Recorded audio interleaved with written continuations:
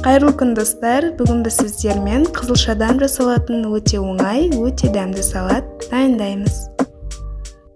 Ол үшін алдымен қызылшаны және де сәбізді піскенше суда пісіріп алатын боламыз. Мөлшерлері шамамен бірдей болады, қызылшасын кішкене көбірек қоссаңыз да болады. Енді оны үккіштің жіңішке жағымен өткізетін боламыз. Осындай жіңішке, ұзын қылып шығаратын үккіш болса, сондаймен өткізгендеріңіз дұрыс, ал егер болмаса, кез келген басқа түрімен жіңішке жағымен өткізе берсеңіз болады. Алдымен қызылшаны, содан соң сәбізді осы үккіштен өткізіп аламыз. Енді дәміне қарай көз мөлшерімен майонез қосамыз.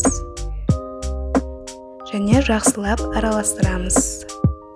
Майонездің орнына қаймақ қоссаңыздар да болады.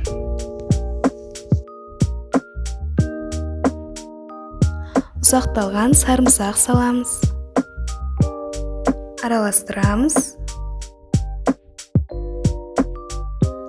Дәміне қарай тұз салып, және тағы да араластырамыз.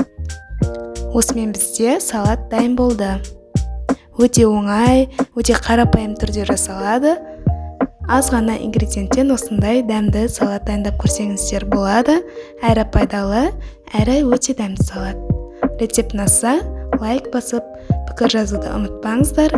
Қош, сау болыңыздар.